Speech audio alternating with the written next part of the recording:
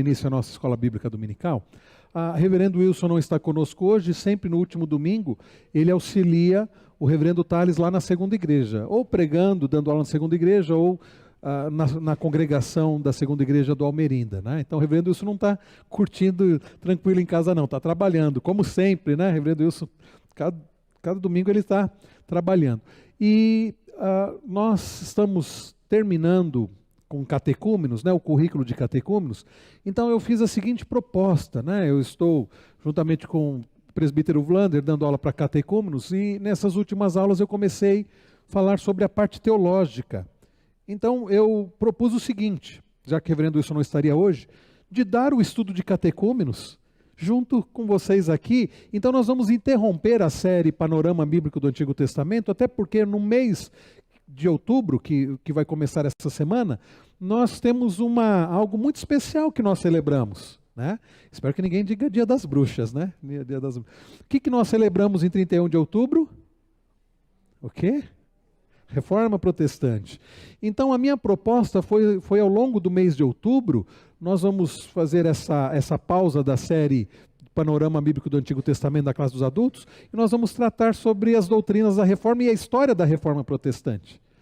E o presbítero Vlander, por exemplo, vai nos dar 2 aulas no mês de outubro sobre a história da Reforma Protestante, né? E hoje eu vou começar falando sobre algumas doutrinas da Reforma Protestante. Eu ia começar hoje falando sobre as chamadas doutrinas da graça, ou 5 pontos do calvinismo, mas eu pensei bem ao longo da semana, relendo os 5 pontos do calvinismo, eu pensei, se a gente não entender bem quem é Deus e o quão soberano é o Senhor, nós não vamos entender bem quando a gente tratar de assuntos, por exemplo, predestinação e eleição.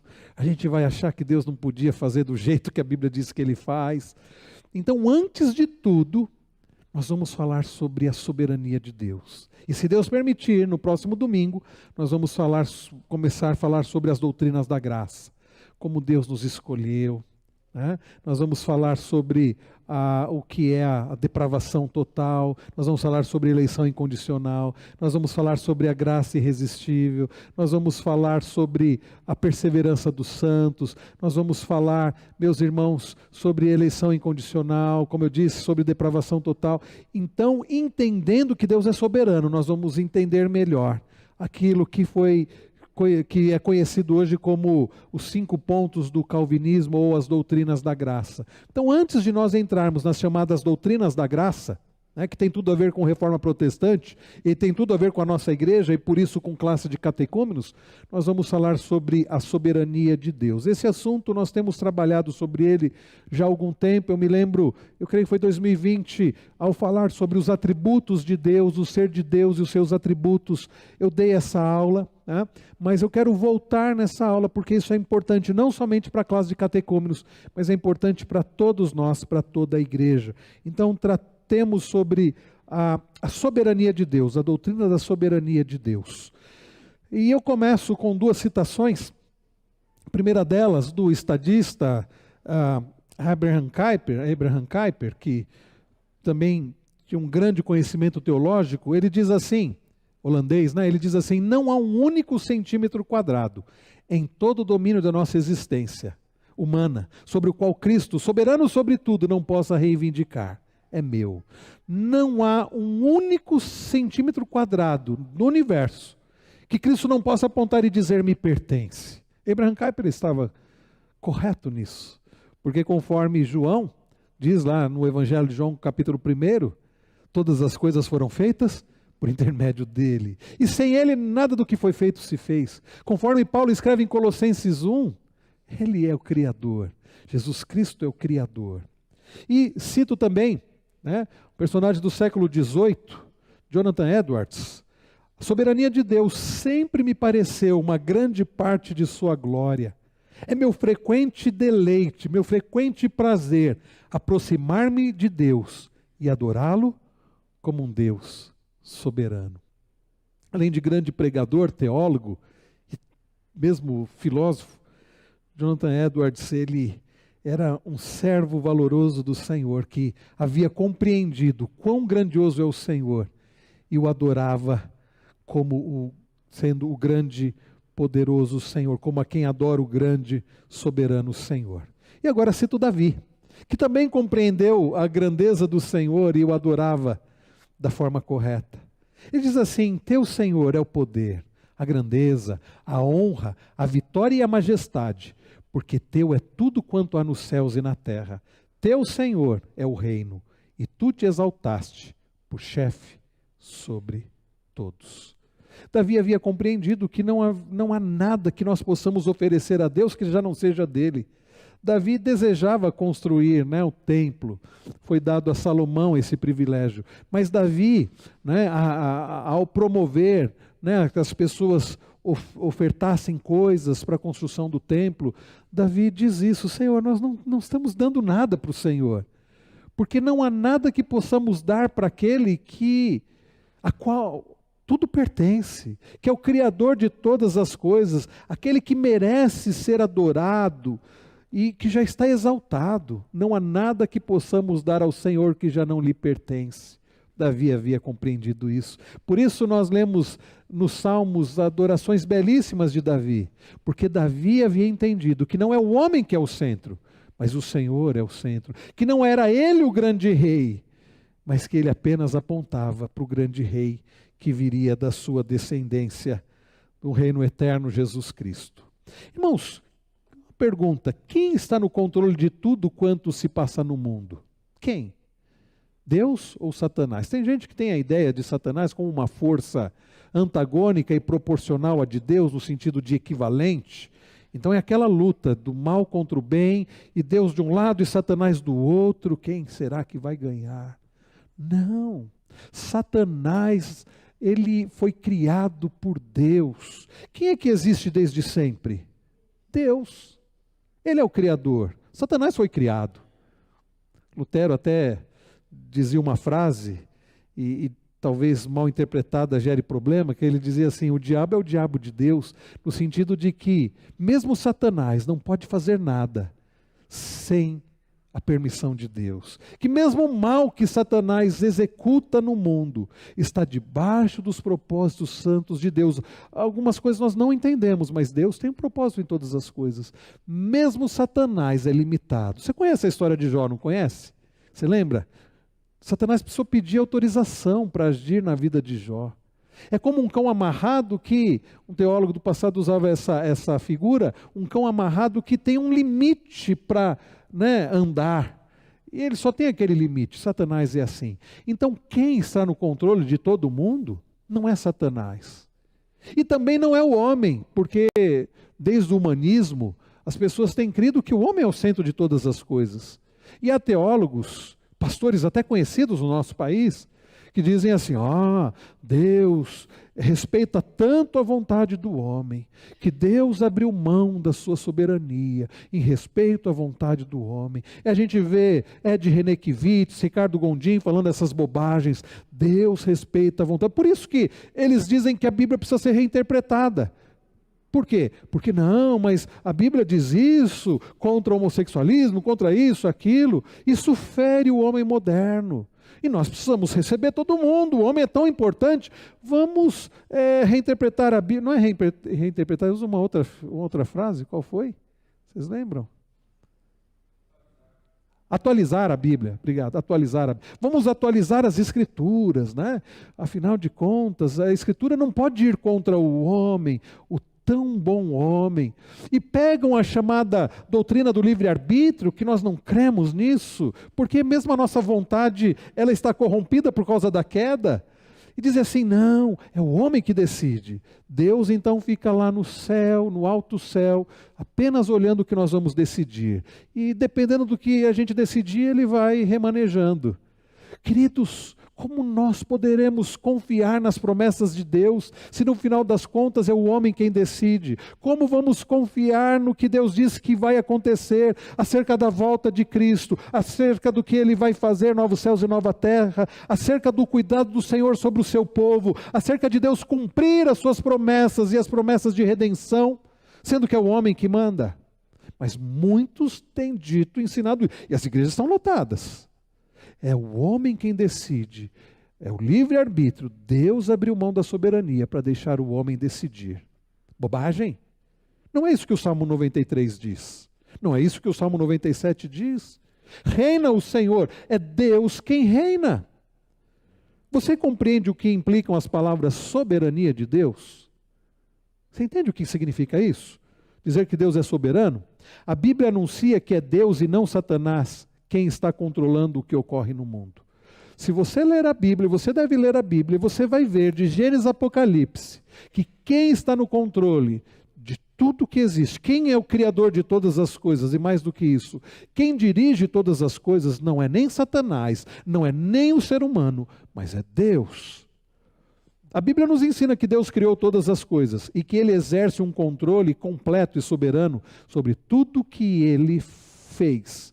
A vontade de Deus não pode ser mudada, por mais que você queira. E alguns insistem, não, tem que ser do meu jeito. Você não vai conseguir mudar, porque você não tem controle, nem mesmo sobre a sua vida. Eu não sei quantos planos você já fez para a sua semana, mas eu quero dizer uma coisa, pode ser que muitas coisas que você planejou você não vai conseguir fazer. Pode ser. A pandemia mostrou isso, né? Quantos planos, quantas coisas, e mudou tudo.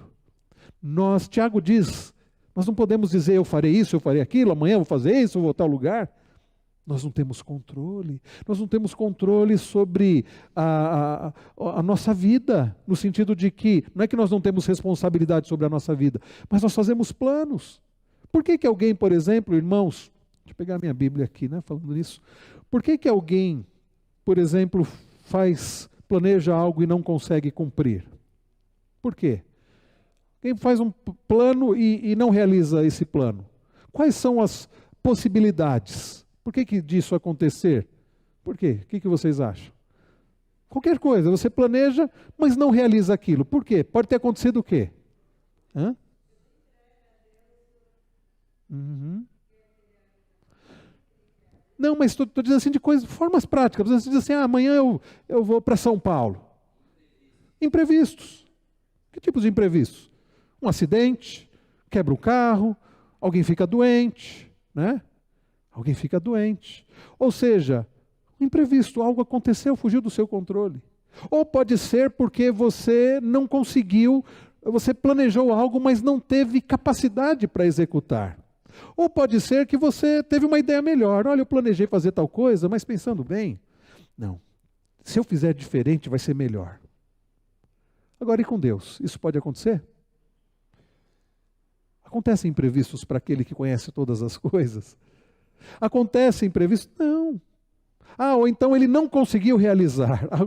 Acontece de Deus não conseguir realizar. Às vezes até me policio, que às vezes a gente ora assim, Senhor, que o Senhor possa isso, que o Senhor possa aquilo. Não diga isso. Deus pode o que Ele quiser. Quer dizer, Ele não pode aquilo que contraria a natureza dEle. Deus não pode pecar, porque contraria a sua natureza. Mas Deus tem poder para realizar as coisas. Então não diga assim que o Senhor possa curar, que o Senhor pode. Deus pode. Diga assim, que se for a vontade do Senhor que o Senhor faça. Mas Deus pode. Ou dizer assim, não, eu teve um plano melhor. Deus é perfeitamente sábio. Ele não tem plano melhor. O plano de Deus é sempre o melhor. Por isso que Deus não tem plano B. Se não der certo desse jeito, eu vou fazer desse jeito. Não. Deus é sábio. Deus é onipotente e onisciente. Ele pode todas as coisas, Ele tem poder para realizar o que Ele quer. E Ele sabe, conhece tudo. Então, para Deus, não há o que Ele planeje e não consiga realizar, diferente de nós. Por isso que coloca, a vontade de Deus não pode ser mudada, porque a vontade de Deus é boa, perfeita e agradável, e Ele tem poder para realizar a vontade dEle. Duas coisas, a vontade de Deus é perfeita, é a melhor, não existe vontade melhor, e Ele tem poder para realizar a vontade dEle. E não há homem nesse mundo, nem ser espiritual, não há demônio, nem diabo que possa mudar ou atrapalhar a vontade de Deus. Ele é o Rei soberano sobre todas as coisas e nunca pode ser surpreendido por nada do que acontece. Não há nada que pegue Deus de surpresa, né? Ele reina sobre tudo, fazendo com que todas as coisas operem juntas, para o bem de todos aqueles que o amam. Quando nós lemos em Romanos 8, 28, todas as coisas cooperam, contribuem para o bem daqueles que amam a Deus, é isso. Deus, que está no controle de toda a história, vai conduzindo tudo para a glória dele. Essa é a doutrina da providência, para a glória dele e para o bem do seu povo. Mesmo coisas difíceis, Deus tem um propósito. Presbítero Marcos?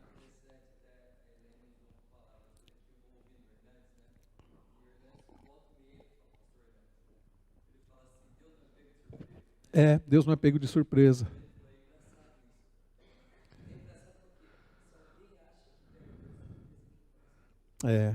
Eu me lembro, eu tinha um pastor em autoestima, nos anos 80 e 90, que era o Caio Fábio. Eu tinha os livros dele, era adolescente, as fitas, cara, você tem até hoje.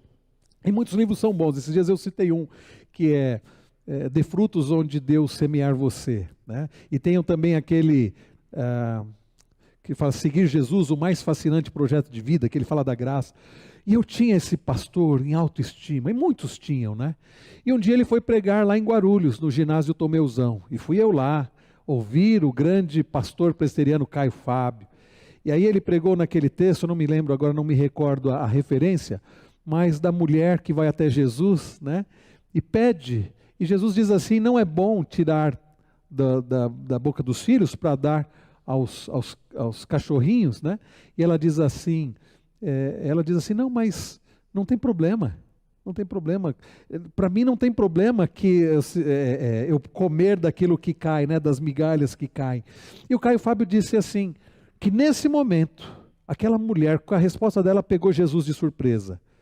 E as palavras dele foram essas, pegou Deus de surpresa. Nem Deus imaginava que a mulher ia responder desse jeito. Ali, meus irmãos, caiu um herói para mim, né? Eu falei, puxa, mas como aquela mulher pegou Deus de surpresa? O que esse homem está falando? Ali eu comecei a enxergar. Às vezes a gente pega umas pessoas e tem como herói e acha que a pessoa nunca erra, né?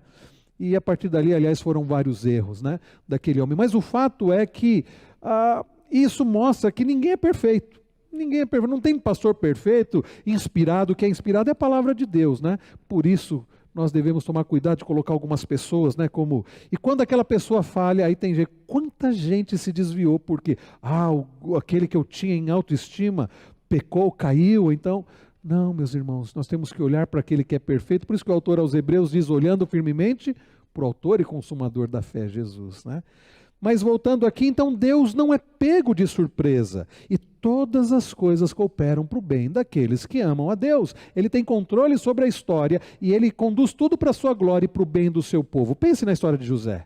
Certamente José não entendeu o porquê de ter sido lançado, jogado naquele buraco, de ter sido vendido como escravo, ir para longe do pai e da mãe, e aí vai trabalhar na casa de Potifar e serve com excelência, como que fazendo para Deus. E o que ele ganha com isso? Vem a mulher de Potifar assediá-lo, ele se mantém firme ao Senhor e também bastante fiel a Potifar. E o que aquela mulher faz? O calunia. Ele é lançado na prisão. Mas nós não lemos sobre José cheio de autocomiseração, dizendo, coitadinho de mim, eu não merecia isso. Nós vemos José confiando na providência do Senhor, não entendendo, mas crendo. E aí quando Deus o coloca como o segundo maior do Egito, e os seus irmãos vêm em busca de comida, e quando ele se dá a revelar aos seus irmãos, ele diz assim, o mal que vocês fizeram contra mim, Deus intentou em bem. E José pôde compreender que nada foi acaso. Em tudo Deus tinha um propósito. Era Deus provendo para o seu povo comida, num lugar que eles nunca iriam imaginar, no Egito. E anos depois, quando o povo foi feito escravo no Egito, Deus proveu, libertando através de Moisés. E anos depois, e Deus foi usando, não é o que nós estamos vendo em Neemias à noite, Deus provendo para o seu povo? E Deus foi provendo, e tudo apontando para aquele que provê para nós a salvação, que é Cristo. Tudo apontando para Cristo, como nós vimos ainda há pouco. Toda a Escritura conta a história da redenção e aponta para Cristo. Irmãos, então dizer que Deus é soberano significa dizer que Deus tem poder absoluto sobre tudo. Ele é o supremo, o grande rei, Ele é Deus. Tem um livrinho aqui, eu até trouxe para mostrar para os irmãos. Essa capa aqui é bem antiga, não sei que edição é essa. Esse livrinho aqui é de 97. Quando eu comecei a estudar no Instituto Bíblico, Deus é Soberano, do Arthur W. Pink, A.W. Pink, Deus é Soberano, é da editora Fiel. Se você puder comprar esse livro, compre, né? Deve até ter em e-book, Deus é Soberano. E o Arthur Pink, ele diz isso: Deus tem poder absoluto sobre tudo, Ele é o supremo grande rei, Ele é Deus. Dizer que Deus é soberano, diz o Pink, é a mesma coisa de dizer que Deus é Deus. Ele faz a sua vontade no céu e na terra, e não existe ninguém que possa deter a sua mão e lhe dizer: o que fazes? Isso é referência a Daniel 4. Aliás, abra sua Bíblia em Daniel. Abra em Daniel 1. Ontem lá na programação da UPH em Serra Negra, ao olhar para Juízes, é curioso, nós vimos que Deus, Juízes 13 diz que Deus havia entregue o seu povo nas mãos dos filisteus. Os filisteus depois estão comemorando lá, satirizando a Sansão, dizendo como se o Deus deles, Dagon, houvesse entregue Sansão e o povo de Israel nas mãos deles, mas não havia sido Dagon. Dagon era um falso Deus. O Deus de Israel havia entregue o seu povo nas mãos dos filisteus, como diz Juízes 13, e os filisteus estiveram sobre o povo de Deus durante 40 anos. Mas por que Deus fez isso? Não é porque Deus não é zeloso, amoroso. Foi para tratar do seu povo, para corrigir o seu povo. Não é Dagon que tem algum poder. Não era Nabucodonosor, rei da Babilônia, que tinha todo o poder. Os irmãos encontraram Daniel 1? Eu não encontrei, só um pouco. Eu preciso lembrar da musiquinha, né? Daniel. Obrigado, irmãos. 97. Isso. Vamos ver aqui Daniel 1, 970, a página aqui da edição comemorativa, né? No ano terceiro do reinado de Joaquim, rei de Judá, Nabucodonosor, rei da Babilônia, veio a Jerusalém e a sitiou. Ok. A Babilônia era o grande império da época. Deus havia até dito, né? Nós lemos isso em Abacuque, que ele iria levantar os caldeus contra o seu próprio povo. A Babilônia era o grande império da época. E eles haviam conquistado muitos povos. E aí você lê que veio Nabucodonosor e sitiou, veio a Jerusalém e a sitiou. Agora, olha o verso 2. O Senhor entregou nas mãos dele Joaquim, rei de Judá, alguns dos utensílios da casa de Deus. Quem foi que entregou a Nabucodonosor? Foi o Senhor. Enquanto Deus não quis, a Babilônia não conseguiu. Os assírios só conseguiram o que conseguiram depois que Deus permitiu. Vai ler lá 2 Crônicas 32. Quando Senaqueribe, rei da Síria, quis tomar Jerusalém. Aí Ezequias, rei de Judá, ora, busca o Senhor. E Deus diz assim: fica firme, eu vou dar vitória. Veio Senaqueribe com uma multidão. Ezequias buscou o Senhor, nós lemos lá em Isaías 36, 37.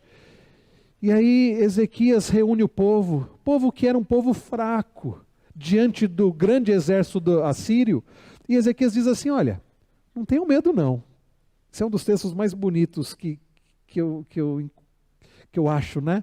Toda a Bíblia é linda, né? Mas alguns textos nos chamam mais atenção. Ele diz assim: não tenham medo, nem por causa do rei da Síria, nem por causa de toda a multidão que está com ele. Eu fico imaginando o povo ouvindo isso de Ezequias. Você está louco, Ezequias? Olha só a nossa situação, olha só o nosso exército, diante da multidão, e você vem dizer não tenham medo. Mas Ezequias continua e diz assim: porque com ele, com Senaqueribe, está o braço de carne, mas conosco o Senhor nosso Deus, para nos ajudar e para guerrear nossas guerras. É o que Deus fez lá com Sansão, né? É Ele quem guerreia as nossas guerras. E diz a Bíblia que o povo cobrou ânimo. E você conhece a história? Depois você lê lá em 2 Crônicas 32. Mas só para adiantar aqui, quando Senaqueribe veio com seu grande exército, a sua multidão, o Senhor destruiu. E Senaqueribe voltou envergonhado para a Babilônia. Quando ele entrou na casa do Deus falso dele, ele foi morto pelos próprios filhos. Só quando Deus quis, em 722 a.C., ele entrega o reino do norte aos assírios. Tempos depois, em 586, ele entrega o reino do sul à Babilônia. Foi quando Deus quis. Não foram os assírios, os babilônios, nem os etíopes que tiveram poder sobre o povo de Deus. Foi Deus que deu aquele poder e permitiu. Então, quem é que controla todas as coisas? E aí, nós lemos isso em Daniel 1, e aí você vai um pouco para frente, e aí você lê sobre Nabucodonosor. Se a Babilônia era o grande império, imagina Nabucodonosor, como o cara se sentia. Ele se sentia um deus. Ele era rei do grande império da Babilônia, que subjugou tantos povos. Ele se sentia um deus. E aí Deus dá uma visão para Daniel. Tem aí o sonho de Nabucodonosor, e Daniel explica o sonho, e Daniel diz assim, rei, muda de atitude, porque senão, Deus diz o seguinte, eu vi isso no sonho, a interpretação do sonho, você vai se tornar como um animal, o reino vai ser tirado do Senhor. E não é, meus irmãos, que Nabucodonosor teima, não muda de atitude, e Deus cumpre aquilo, e o sonho se cumpre. Se você ler aí, no capítulo 4, a partir do verso de número 28, nós não vamos fazer isso, mas, aliás, um pouco antes, né? Vem o sonho e vem a loucura de Nabucodonosor, a partir do verso de número 4, né? E aquilo acontece e depois ele se torna como um animal, né? Aí nós lemos depois, no verso de número 34, mas ao fim daqueles dias, eu, Nabucodonosor, levantei os olhos ao céu e recuperei o entendimento. Depois dele se tornar como um animal, perder o reino, ele entende, ele reconhece que quem era soberano não era ele não.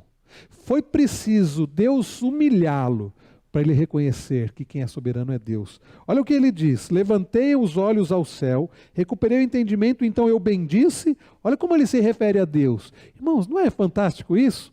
Não é um hebreu dizendo isso, não é Daniel dizendo isso, é Nabucodonosor, rei da Babilônia, que por um tempo se achou um Deus. Ele diz assim: bendisse o Altíssimo e louvei e glorifiquei aquele que vive para sempre. Olha as palavras de Nabucodonosor: o seu domínio é eterno e o seu reino se estende de geração em geração. Todos os moradores da terra são considerados como nada. Ele aprendeu na prática isso. E o Altíssimo faz o que quer com o exército do céu e com os moradores da terra. Não há quem possa deter a sua mão, nem questionar o que ele faz. Nabucodonosor, que se achava um Deus, o rei do grande império da época, ele diz assim: não há quem possa dizer para Deus, isso o Senhor não pode fazer. Deus faz o que quer. Será, irmãos, que vai precisar Deus nos humilhar, como fez com Nabucodonosor, para a gente reconhecer quem é que é Deus? E aí ele diz no verso 36, nesse tempo recuperei o entendimento, e para a dignidade do meu reino recuperei também a minha majestade, o meu resplendor. Os meus conselheiros e os homens importantes vieram me procurar. Fui restabelecido no meu reino, e a minha grandeza se tornou ainda maior. Agora eu, Nabucodonosor, louvo, engrandeço e glorifico o Rei do céu, porque todas as suas obras são verdadeiras, os seus caminhos são justos, ele tem poder para humilhar os orgulhosos. Faltou ele dizer: eu que o diga, eu que o diga. Voltando aqui, meus irmãos, para o slide, ele é o Deus Todo-Poderoso, que possui todo o poder no céu e na terra, e que ninguém pode resistir à sua vontade. Salmo 115, versículo de número 3, é isso que o salmista diz. Desculpa, eu acabei não colocando aqui no slide. Ele diz assim: o nosso Deus está no céu e faz tudo como lhe agrada. Não é por acaso que o salmista começa o salmo dizendo: não a nós, Senhor, não a nós, mas ao teu nome dá glória, por amor da tua misericórdia, da tua fidelidade. Não a nós, irmãos, nós não merecemos glória, nós não temos controle sobre nada, nós nem podemos nos salvar. Não fosse o poder de Deus, e Deus em graça, misericórdia e amor nos salvar, nós estaríamos perdidos. E aí o salmista diz: não a nós, o nosso Deus está no céu e faz tudo como lhe agrada. Deus é completamente soberano, ele possui o direito de governar tudo tal como ele quer. Deus é como oleiro que tem um controle completo sobre o barro. Aliás, quando a gente começar a estudar sobre as doutrinas da graça, e estudar sobre eleição, estudar sobre o fato de que Deus escolhe a quem quer, resolve salvar quem quer, usa de misericórdia com quem quer, antes de você começar a dizer: não, mas eu não concordo com isso não. Vai lá para Romanos 9. Paulo dizendo assim: Deus faz o que Ele quer. Quem é o vaso que vai discutir com o oleiro dizendo assim, por que você me fez assim? Deus, meus irmãos, usa de misericórdia com quem Ele quer. Ele salva quem Ele quer. Quem somos nós para dizer, Senhor, não, o Senhor tem que salvar todo mundo. Não, Deus salva quem Ele quer. Todos estão condenados à morte, isso é justiça, isso é justo. Agora, Deus querer salvar usando de misericórdia, isso é graça. Deus é obrigado a usar de misericórdia e graça com todos? Não. Deus é obrigado a condenar todos, porque o salário do pecado é a morte. Mas salvar, Ele salva quem Ele quer. Irmãos, enquanto nós não entendermos que Deus é Deus, que Ele é soberano, nós vamos dizer assim, não, eu não concordo com doutrina de predestinação, não. Porque você está se achando um Deus. Porque você está achando que Deus deve agir como você quer. Olha só, Deus é soberano na forma com que usa o seu poder. Ele o usa como, quando e onde deseja. Jó, teve um tempo que ele começou a questionar a Deus. Não, por que os justos sofrem como se houvesse de fato alguém justo? O único justo que existe é Cristo. Mas Jó começou a questionar a Deus e diz a Bíblia lá no livro de Jó, que Deus aparece para ele no meio de um redemoinho. E a primeira coisa, e Deus diz assim, quem é que quer discutir comigo? Você quer discutir comigo, Jó? Se prepara aí, cinja os teus lombos, né? Se arruma aí, se veste aí que nós vamos ter uma conversa. Coisa terrível. E aí Deus pergunta assim para Jó, Jó, onde você esteve, onde você estava quando eu lancei os fundamentos da terra? Onde você estava quando eu criei todas as coisas? Jó, eu precisei da sua ajuda? Jó, eu precisei do seu conselho quando eu criei tudo? Em outras palavras, Deus está dizendo o seguinte, Jó, quando eu fiz tudo eu não precisei da sua ajuda. Quando eu fiz tudo eu não precisei do seu conselho, então fica quieto, para de me questionar. Deus usa o seu poder como Ele quer. O poder de Deus nem sempre resgata seu povo dos perigos. Lá em Hebreus 11, o autor aos Hebreus diz que Deus permite. Inclusive Ele permite o castigo, né, ou a disciplina, porque Ele é o Pai amoroso, Ele corrige a quem Ele ama. Então nem sempre Ele vai nos livrar de enrascadas. Muitas vezes Deus vai permitir o sofrimento na nossa vida para a gente aprender. Mas sabe o que é maravilhoso? Ele não nos deixa caído lá. Ele é capaz de ouvir a oração de Sansão, depois de tanta bobagem que Sansão fez. Deus ainda ouve a oração e o salva. E você olha para Hebreus 11 e está lá o nome de Sansão, na galeria dos heróis da fé. Não porque ele foi perfeito e bom, mas porque ele creu naquele que é perfeito e bom. Então, meus irmãos, Deus é soberano na maneira, inclusive, que Ele outorga o seu poder a outros. Deus usa quem Ele quer. Usou um homem chamado Ciro, rei persa. Usou para que o seu povo, para que o povo de Deus pudesse retornar do exílio. Usou Ataxerxes, nós temos aprendido isso no livro de Neemias. Um rei persa lá em Suzã, não tinha nada a ver com o povo de Deus. E aí Neemias vai conversar com ele, diz assim, pode ir lá para Jerusalém sim, Neemias. Neemias era copeiro do rei. Aliás, vocês acham que foi coincidência? Neemias ser copeiro do rei persa? Nada é coincidência, é providência. Deus é soberano no concedimento de sua misericórdia. Nós vamos falar sobre isso quando tratarmos da doutrina da eleição e vamos olhar para Romanos 9 e nós vamos ver que Deus usa de misericórdia com Ele quer, com quem Ele quer, do jeito que Ele quer. Quem somos nós para dizer, não Senhor, o Senhor tem que salvar todo mundo? Ele faz o que Ele quer. Aliás, eu deveria ser grato porque Deus resolveu me salvar, sendo que eu não merecia coisa alguma. Deus é soberano na forma em que mostra a sua graça. Deus é soberano sobre a natureza. Eu quero, antes de passar, eu acho interessante também o que o Pink escreve.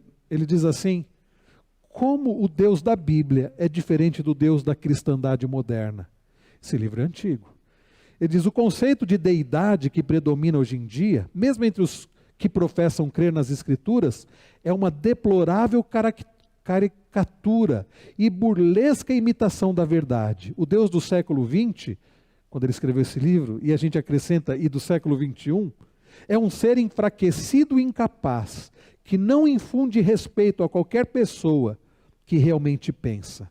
O Deus que as pessoas concebem em suas mentes é uma invenção de um sentimentalismo banal. O Deus de muitos púlpitos dos nossos dias é objeto que inspira mais pena do que reverente amor.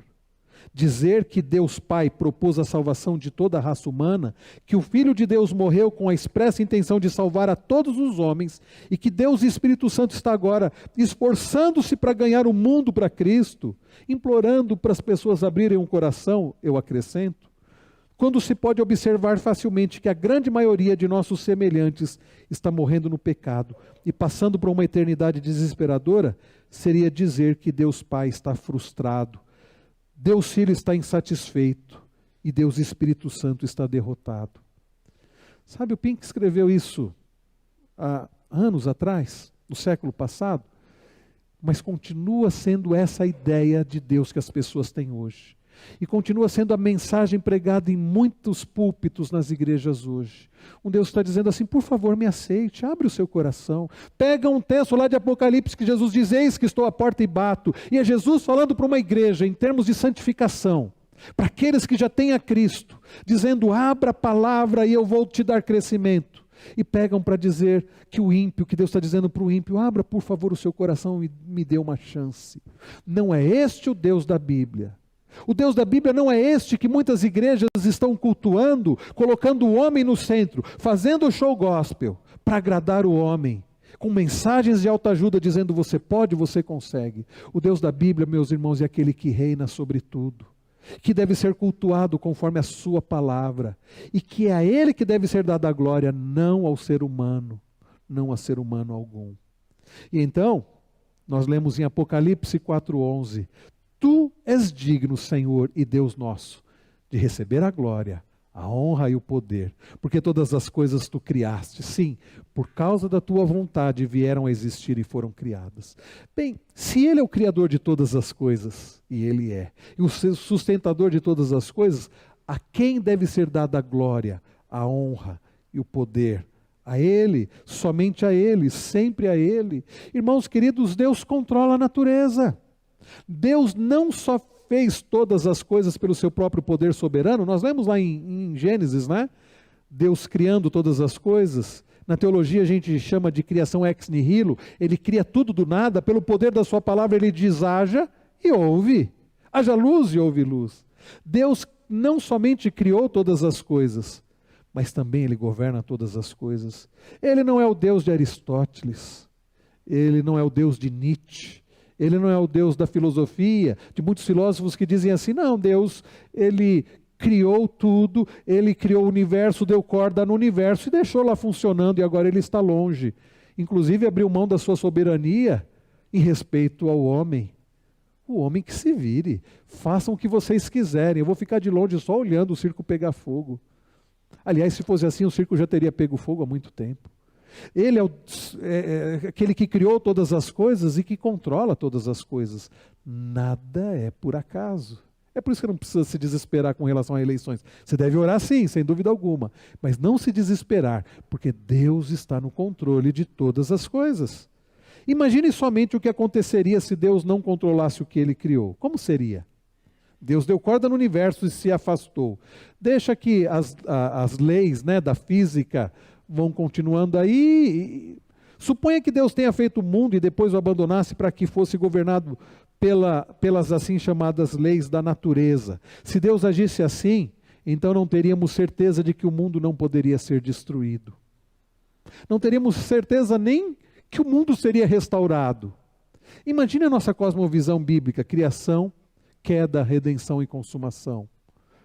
Nós cremos que Deus criou todas as coisas. É notório que o homem caiu. Olha aí o mundo caído. Olha como nós, né, falhamos e pecamos. Mas a Bíblia fala da redenção. E a Bíblia fala da consumação, que o Senhor vai fazer novas todas as coisas, vai criar novos céus e nova terra. Como ter esperança nisso se Deus deixou o mundo? Não, a Deus dará, né? A Ele dará. Deixou o mundo para o homem se virar. Não haveria certeza da redenção e muito menos da consumação de todas as coisas. Se tão somente as leis da natureza controlassem o mundo, então um poderoso tornado poderia estragar tudo, ou um grande furacão poderia inundar tudo, ou um grande terremoto poderia acabar com tudo, ou um microscópico vírus poderia matar a todos. E não matou, não é verdade? Então, eu quero encerrar, quero aproveitar esses minutos que nos sobram, para falar sobre o Deus que reina. O Deus que reina sobre o quê? Irmãos, em primeiro lugar, bom, deixa eu perguntar aqui, alguém tem alguma pergunta ou algo a acrescentar? Gustavo? Tem microfone aí, meus irmãos? Vamos levar o microfone, que aí os irmãos que estão em casa, aliás, se precisar tem microfone aqui também. E aí quem está nos acompanhando de casa pode ouvir também. Pastor, uma das alegações de pessoas que adotam o arminianismo, né, que seria em oposição ao calvinismo, sobre predestinação, é a alegação de que aquele que não é eleito, ele poderia chegar no dia do juízo e dizer que ele não teria como ser salvo e ele só fez a vontade de Deus, mesmo sendo ímpio. Como que eu entendo isso? Como que eu posso refutar isso à luz da Bíblia? Nós refutamos, citando, por exemplo, Romanos 3:23, todos pecaram, e citando Romanos 6:23, o salário do pecado é a morte. Deus é injusto ao condenar o homem à morte eterna, à condenação eterna? Não. Porque o homem pecou. Entende? A questão da justiça é, Deus é justo juiz, o homem pecou. O que o homem merece por ter pecado contra Deus? A condenação. Então, ninguém vai poder chegar diante de Deus no juízo e dizer assim, não, Senhor, peraí. Mas olha, eu ouvi dizer que o Senhor salvou algumas pessoas, que o Senhor decretou na eternidade escolher algumas pessoas, mas eu não estou nessa lista, o Senhor está sendo injusto. Vamos lá para Romanos 9. Eu creio que, além de Romanos 6:23, Gustavo, você pode usar, aliás, há muitos textos, né, que você poderia usar, mas que me vem à mente agora, e nós vamos falar dele quando entrarmos. Romanos 9, a partir do verso 19, Paulo diz assim, página 1242, para quem tem a Bíblia comemorativa. Roubaram minha Bíblia no dia que eu fui sequestrado, eu até falei, foi bom que eles levaram, eu não gostei que eles levaram minha aliança, o notebook, mas a Bíblia eu achei bom que eles levaram, para quem sabe eles leiam, né? Mas eu fiquei sem a minha Bíblia de letra gigante, e aí eu estou usando a nossa aqui, né? Mas com um pouco de dificuldade para enxergar aqui. A partir do verso 19, mas você vai me dizer, por que Deus ainda se queixa? Pois quem pode resistir à sua vontade? Mas quem é você, meu caro amigo, para discutir com Deus? Será que o objeto pode perguntar a quem o fez, por que você me fez assim? Será que o oleiro não tem direito sobre a massa, para do mesmo barro fazer um vaso para honra e outro para desonra? Que diremos se Deus, querendo mostrar a sua ira e dar a conhecer o seu poder, suportou com muita paciência os vasos de ira, preparados para a destruição, a fim de que também desse a conhecer a riqueza da sua glória nos vasos de misericórdia, que de antemão preparou para a glória? Esses vasos somos nós, a quem Deus também chamou, não só dentre os judeus, mas também entre os gentios, como também diz em Oséias, chamarei de meu povo ao que não era meu povo, e de amada a que não era amada. E no lugar em que lhes foi dito, vocês não são o meu povo, ali mesmo serão chamados filhos do Deus vivo. Mas Isaías clama a respeito de Israel. Olha como Paulo vai aplicando o Antigo Testamento. Ainda que o número dos filhos de Israel seja como a areia do mar, o remanescente é que será salvo, porque o Senhor cumprirá a sua palavra sobre a terra, de forma plena e em breve. Como Isaías já disse, se o Senhor dos Exércitos não se tivesse deixado desobediência, nós nos teríamos tornado como Sodoma e semelhantes a Gomorra, se não nos tivesse deixado descendência, desculpa meus irmãos, se o Senhor dos Exércitos não nos tivesse deixado descendência, nós nos teríamos tornado como Sodoma e semelhante a Gomorra. E aí olha o argumento de Paulo. Que diremos então? Que os gentios que não buscavam a justificação vieram alcançá-la, a saber, a justificação que decorre da fé, e que Israel, que buscava a lei da justiça, não chegou a atingir essa lei? Por quê? Porque não buscou pela fé, mas como que por obras tropeçaram na pedra de tropeço, como está escrito, eis que ponho em Sião uma pedra de tropeço e rocha de ofensa, e aquele que não crê não será envergonhado. Então Deus usa de misericórdia inclusive com os de fora de Israel. Agora olha um pouquinho antes, o que ele diz aqui no verso de número 10. E isto não aconteceu somente com ela, mas também com Rebeca, ao conceber de um só de Isaque, nosso pai. E os gêmeos ainda não eram nascidos, nem tinham feito o bem ou o mal, para que o propósito de Deus quanto à eleição prevalecesse, não por obras, mas por aquele que chama, quando foi dito a Rebeca: o mais velho será servo do mais moço. Como está escrito, olha ele citando Gênesis: amei Jacó, porém desprezei Esaú. Quando Deus disse que amou Jacó e desprezou Esaú, eles não tinham nem nascido. Então não é para dizer assim, porque Jacó foi melhor do que Esaú. Nossa, eu não sei se você participou, se você se lembra da série O Deus de Nossos Pais. O pastor Cleiton pregou aqui, né, nos cultos da manhã. Você lembra da história de Jacó? Dizia assim, não, Jacó foi melhor que Esaú. Jacó não foi bom, Esaú não foi bom. Isaque não foi bom, nenhum deles foi bom, todos falharam. Mas Deus, querendo usar de misericórdia, resolveu amar Jacó, apesar de Jacó. Apesar do enganador, de ser enganador, Deus resolveu amá-lo. E não é que Deus resolveu amar a gente também, apesar da gente? Aí vem Paulo, verso 14, que diremos então? Que Deus é injusto? Olha só, Gustavo, a pessoa fala assim, não, mas então Deus foi injusto. De modo nenhum, Paulo já adianta. Pois ele diz a Moisés: terei misericórdia de quem eu tiver misericórdia, e terei compaixão de quem eu tiver compaixão.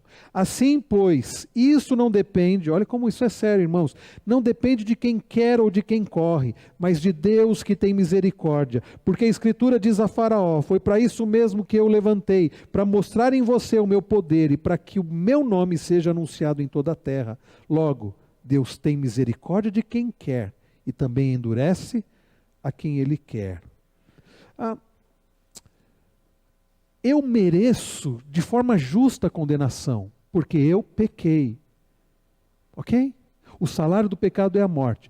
Aí vem Deus e resolve, e eu digo aí vem Deus, isso desde na eternidade, Deus resolve salvar alguns, dentre todos que merecem a condenação. O que Paulo está dizendo aqui, Deus está sendo injusto? Não. Porque quem pecou merece o quê? A condenação. Agora, Deus em sua soberania resolve usar de graça, misericórdia para com alguns. Isso não faz Deus injusto com aqueles que merecem a condenação. A única coisa é que Deus está exercendo justiça. Aliás, isso nem torna Deus injusto em salvar alguns. Por quê? O salário do pecado é o quê? A morte. O que o justo juiz exige? Condenação. E para que seja salvo? Vocês se lembram do pacto das obras, lá em Adão? O que era necessário para alguém ser salvo? E no caso de Adão, continuar sendo salvo. O que Deus requeria de Adão e Eva? Para que eles continuassem tendo comunhão com Ele? Vida, né? O que Ele requeria? Obediência. Obediência mais ou menos? Obediência perfeita. Deus mudou de ideia? Deus continua requerendo obediência perfeita para salvar. Aí você diz, bom, então como é que vai ser? Se Deus continua exigindo obediência perfeita, como é que vai ser? Eu dizia na aula de catecúmenos, alguns domingos, né? Sobre aquela história lá da quantos pecados você comete, né? Se você cometer 3 pecados, no final de um ano, arredondando, dá um pouco mais de 1000, mas a gente arredonda para baixo, dá 1000. Se você cometer 3 pecados só, eu brinquei dizendo, eu acho que 3 pecados eu cometo logo de manhã que eu acordo, né? Mas tem que acordar essa hora. Mas esse está chovendo. Mas é isso que tem para comer, né? Em geral a gente comete 3 pecados só de omissão, né? A gente acorda e às vezes nem agradece a Deus. Ou seja, 3 pecados não é difícil de cometer logo que acorda. Mas se você fosse muito santo, quase que um anjo, né? E cometesse só 3 pecados por dia, precisa ser muito santo para cometer só 3 pecados por dia, irmãos. No final do ano são 1000 pecados. Aí você morre.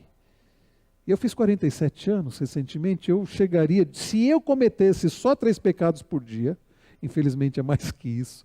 Eu chegaria diante de Deus com 47 mil pecados. E Deus diria assim para mim, por que eu devo deixar você entrar aqui no céu? Eu ia ter coragem de dizer assim porque eu sou bom? Mas talvez você diga assim, não, mas eu fiz coisas boas. E desde quando coisas boas, que a gente supostamente boas, anulam as erradas? Mas sabe qual é o problema? Eu não preciso de 47 mil pecados para ser condenado. Bastaria quantos pecados? Bom. E a Bíblia diz que nós já nascemos em pecado. É o que na teologia a gente chama de pecado original. Davi diz, em pecado me concebeu a minha mãe. Davi tinha consciência de que ele já nasceu em pecado. Então a coisa fica complicada porque se Deus exige obediência perfeita e eu já nasci em pecado e as coisas boas que eu faço não anulam as ruins, as erradas, mas Deus continua exigindo obediência perfeita. Foi por isso, queridos, que Cristo veio ao mundo e obedeceu de forma perfeita, cumpriu toda a lei. E na teologia a gente chama isso de que Deus, a imputação da justiça, né? A justiça de Cristo, a obediência perfeita de Cristo, Deus transfere a nós. É a doutrina da justificação pela fé somente, entra nisso. A justiça de Cristo, Cristo que obedeceu de forma ativa perfeitamente, essa justiça é colocada em nós. E é por isso que Paulo em Romanos 8 diz, nenhuma condenação há para os que estão em Cristo Jesus. Mas Cristo não apenas obedeceu ativamente, obedeceu passivamente.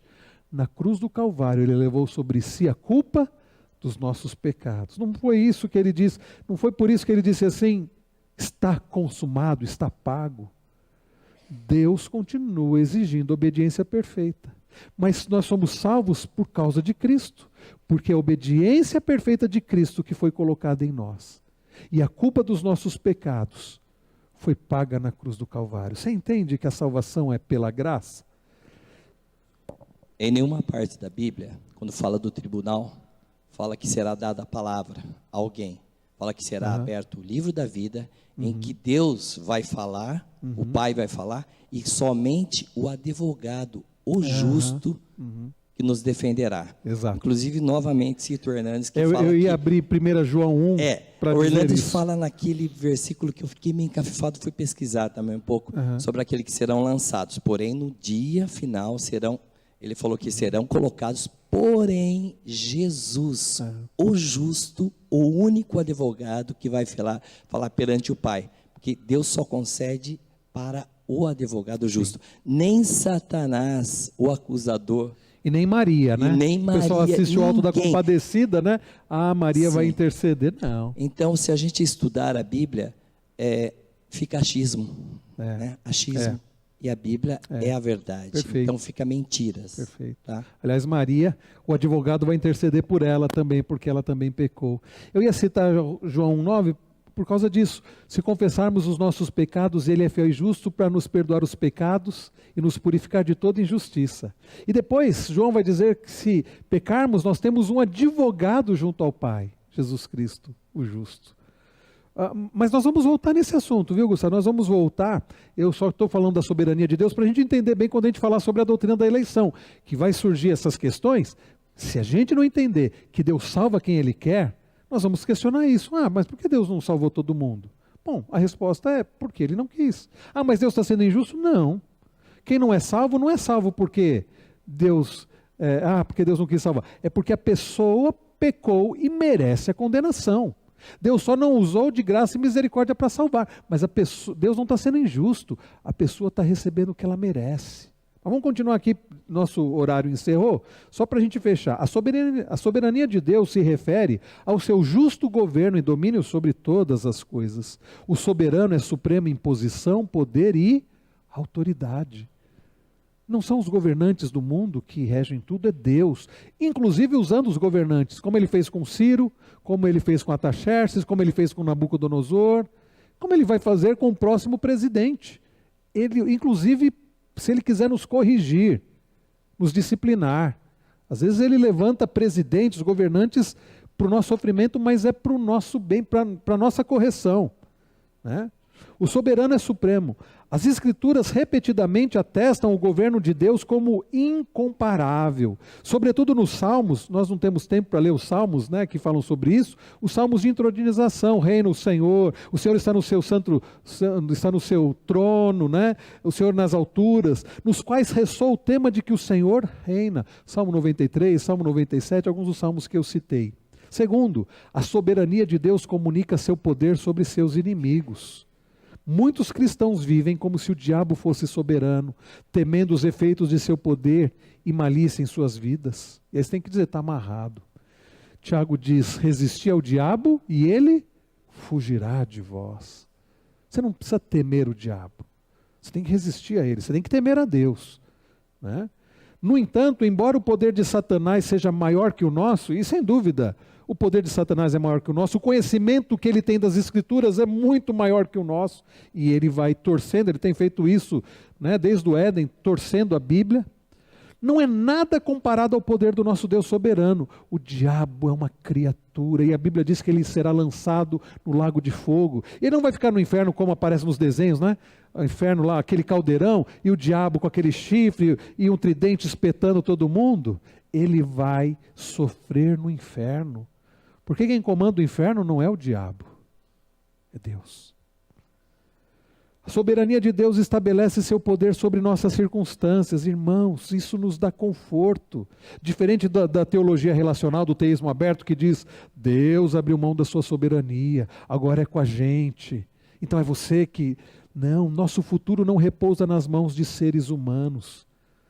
Há um hino belíssimo que diz, as tuas mãos dirigem meu destino, acasos para mim não haverá. Nosso destino não depende do destino aleatório. Ao invés disso, Deus envolve nossas vidas, dirigindo-as de acordo com seus santos propósitos. É por isso que nós lemos as Escrituras que falam do plano da redenção. Quando nós olhamos para a história de Ruth, uma história belíssima, e nós vemos Deus dirigindo tudo, e Boaz, o resgatador, aquilo não tinha a ver com Ruth ou Boaz, está apontando para o nosso resgatador que é Cristo, que veio de Ruth e Boaz, que veio da raiz de Davi. Então, queridos, nada é acaso.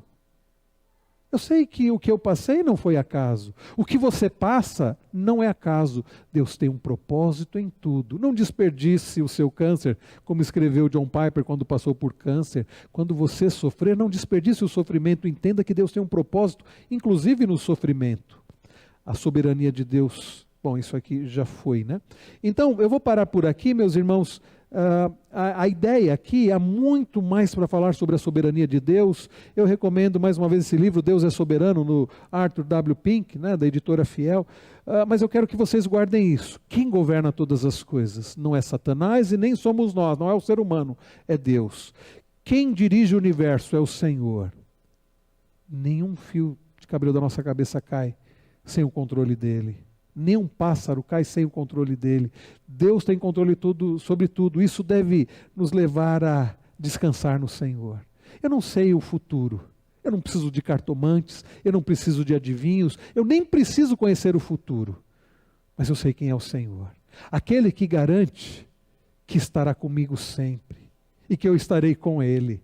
É por isso que eu gosto muito, eu tenho repetido muito o Catecismo de Heidelberg. A pergunta número 1, qual é o seu único conforto nessa vida e na morte? E a resposta é, o meu único conforto nessa vida e na morte é que eu não pertenço a mim mesmo. Mas corpo e alma, eu pertenço a Jesus Cristo, o meu Salvador. Então, queridos, basta isso. Isso já é conforto suficiente para esta vida e para a morte. Que nós pertencemos ao Senhor. As suas promessas Ele vai realizar, porque Ele é Deus. E é Ele quem governa todas as coisas.